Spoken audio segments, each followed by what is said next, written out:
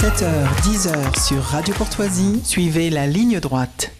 Vous avez certainement suivi cette terrible affaire, le meurtre de la petite Lola. C'était le 14 octobre 2022 à Paris, dans le 19e arrondissement. La jeune fille de 12 ans avait alors été retrouvée morte dans une malle déposée dans l'enceinte de l'immeuble dont ses parents étaient les gardiens. Eh bien, vendredi matin a débuté la reconstitution des faits en présence de la principale suspecte Dabia, qui n'a toujours pas été jugée en raison de ses troubles psychologiques. On en parle ce matin avec notre invité Cyril Hémardincker. Bonjour. Bonjour. Vous êtes ancien policier, conseiller régional Centre-Val de Loire et, si je ne me trompe pas, conseiller municipal de Maintenon. Merci beaucoup d'avoir accepté notre invitation. Alors en France, l'article 122-1 du Code pénal énonce ceci: n'est pas pénalement responsable la personne qui était atteinte au moment des faits d'un trouble psychique ou neuropsychique ayant aboli son discernement ou le contrôle de ses actes. Pour les personnes radicalisées, il est possible de prononcer une injonction de soins. C'était le cas du tueur du 2 décembre 2023 à Paris. L'homme était suivi pour ses troubles psychiatriques, mais les soins ont été arrêtés quelques semaines plus tôt. Finalement, selon vous, Cyril Hémardincker, quelle solution faut-il apporter à ce phénomène ?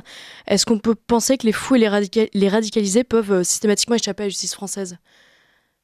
Je pense qu'il faudrait revoir un petit peu notre arsenal législatif, mais surtout l'adapter au contexte civilisationnel de la France. Parce que, comme nous le voyons, nous avons de plus en plus de radicalisation, nous avons beaucoup plus de violence dans nos rues, beaucoup plus de problématiques avec des civilisations étrangères qui sont venues petit à petit changer le paysage civilisationnel de la France. Et le souci que l'on a, c'est que nos lois sont totalement inadaptées aux personnes issues de ce type de société. On avait prévu pour défendre, parce que la France est la patrie des droits de l'homme, une possibilité d'irresponsabilité pénale quand une personne présente des troubles psychiatriques et va pouvoir avoir certains types de comportements. Mais le vrai souci, la vraie question de fond qu'il faut se poser, je l'avais déjà posé pour les terroristes, mais on peut les poser pour les meurtriers en général.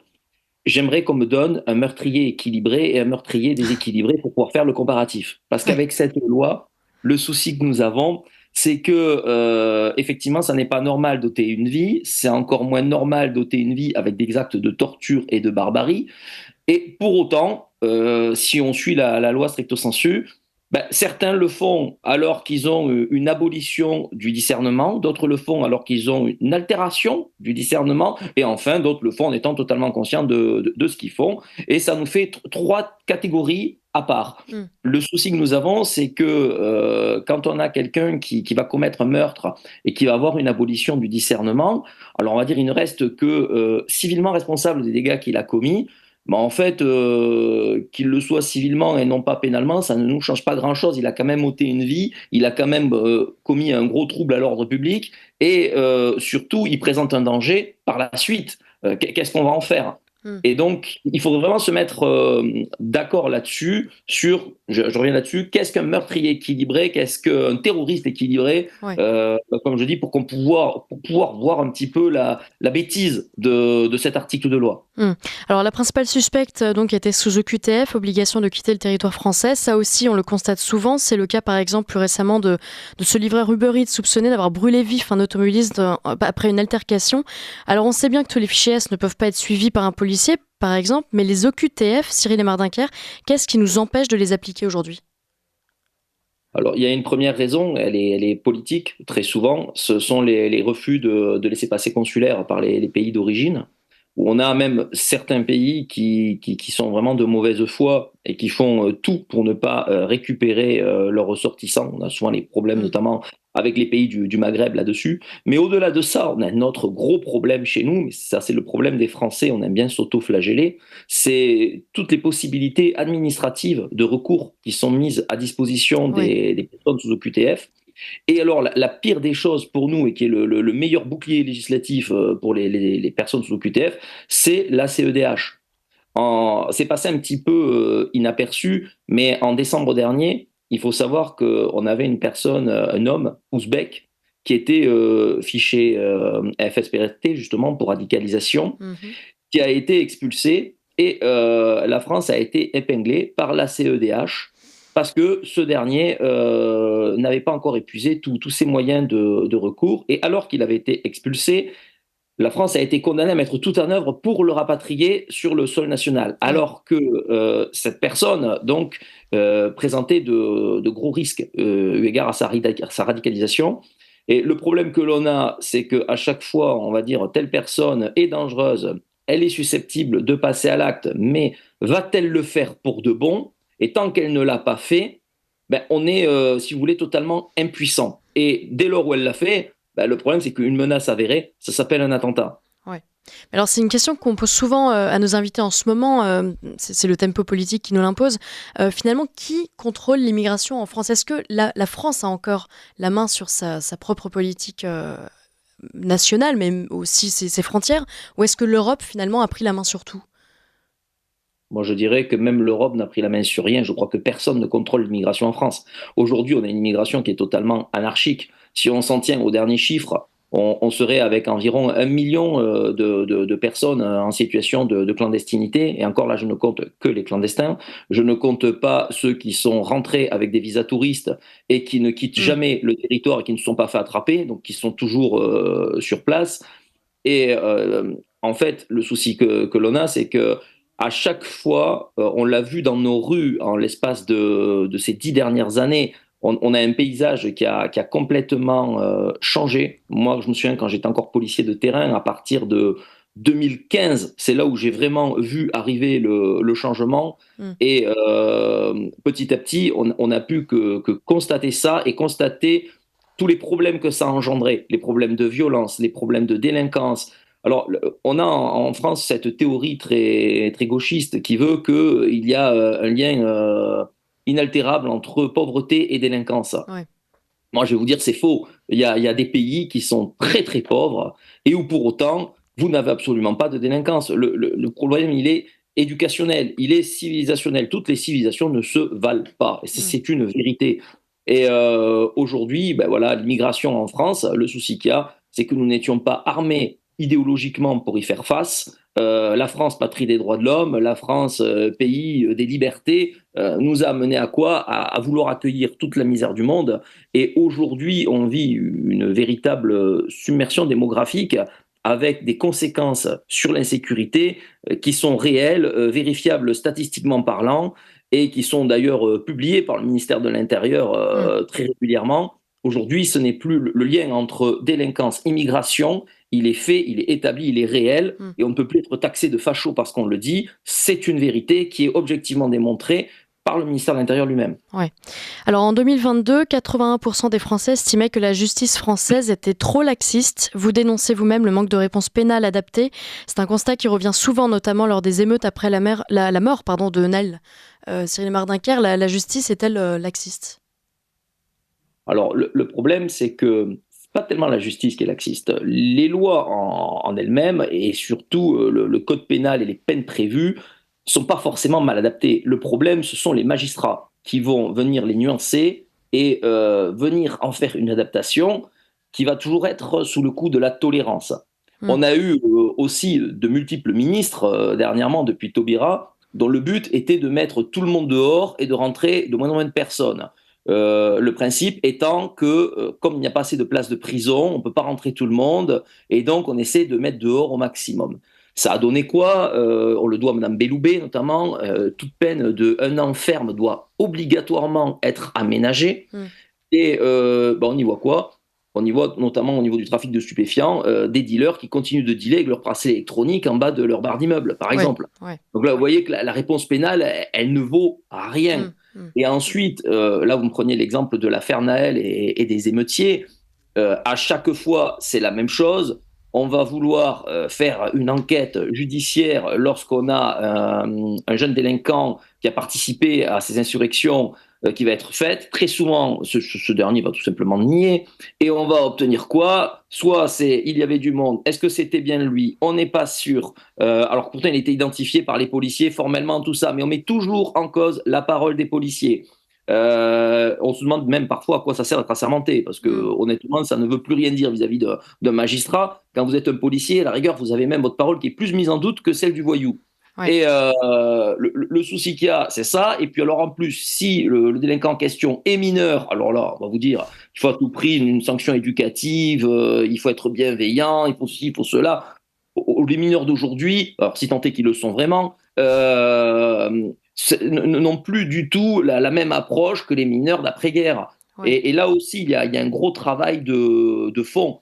Les moyens qu'on a mis, on les a mis plus dans la PJJ pour pouvoir avoir des réponses éducatives. Ça ne fonctionne pas. Et ce que je remarque, c'est qu'on nous promet à chaque fois des places de prison supplémentaires. On ne les voit pas arriver. Alors c'est facile de dire oui, mais ce sont les maires qui ne veulent pas mettre à disposition des terrains pour construire des prisons. Au bout d'un moment, je crois que dans le cadre des mesures d'ordre intérieur, on pourrait les réquisitionner, les terrains Ouais. nécessaires. Donc Et il y a vraiment toute une politique à revoir, quoi. voilà, tout à fait. Il faudrait revaloriser la filière pénitentiaire. Il faudrait arriver à avoir des établissements déjà dignes d'accueillir les personnes qui sont mises dedans. Parce que actuellement, le système carcéral, faut voir qu'il y a des conditions quand même inhumaines en maison d'arrêt en termes de population. Et donc, ne serait-ce que pour ça. Et c'est rigolo parce que sur le système carcéral, on est souvent épinglé par la CEDH. Rien ne change.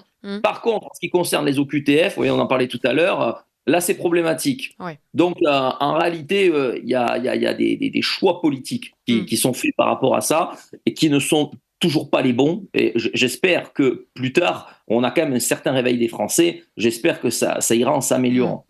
Alors, vous dénoncez également le mauvais recrutement de la police nationale, c'est-à-dire que le niveau de recrutement a baissé pour permettre au plus grand nombre de porter la tenue bleue. Le problème, c'est qu'ils ne sont pas forcément tous aptes à exercer la fonction. Pourquoi cette politique du flic bon marché, Cyril Emard-Daguerre ? Simplement parce que nous avons pris trop de retard. Alors aujourd'hui, le gouvernement est toujours très prompt à dire ah oui, mais c'est la faute de M. Sarkozy. Certes, c'est vrai, hein, c'est parti de là où on a eu une baisse des effectifs qui a été très très importante et qui s'est fait sur plusieurs années. Et à partir du moment où il y a eu les attentats en 2015 et où le gouvernement Hollande à l'époque a voulu prendre un petit peu conscience de ça et a voulu réparer les dégâts, le souci qu'il y a, c'est qu'ils ont ouvert les vannes. Et aujourd'hui, il n'y a quasiment plus aucune sélectivité au niveau du concours. Le problème aussi, c'est que du coup, quand vous baissez la sélectivité, vous faites rentrer des personnes qui sont pas forcément les meilleures. Ouais.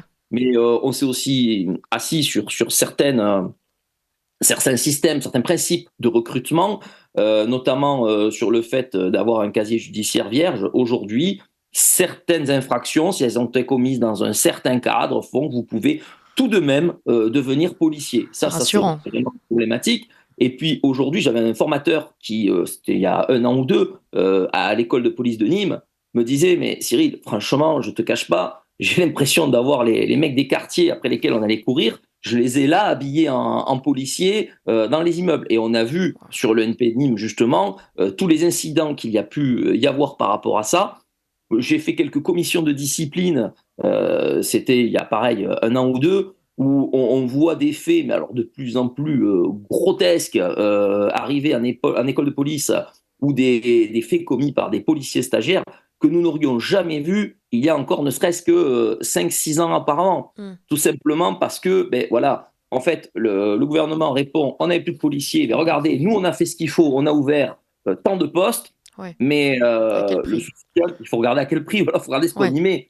Je ne sais pas si c'est vous qui le dénonciez ça, mais en école de police, effectivement, il y avait des comportements disciplinaires qui n'allaient pas, et des élèves policiers qui refusaient, par exemple, de chanter la Marseillaise. Oui, alors ça, c'est quelque chose que j'avais dénoncé parce que je l'avais vécu moi-même en 2014. Ah oui, voilà. Donc là, c'était très simple. J'avais un camarade de ma section qui était d'origine algérienne, fier d'être franco-algérien. Donc bon, ça en soi, pourquoi pas, c'est pas du tout problématique. Sauf que il était fier plus d'être algérien que français. Ouais. Et ce dernier refusait de chanter la Marseillaise lors des couleurs.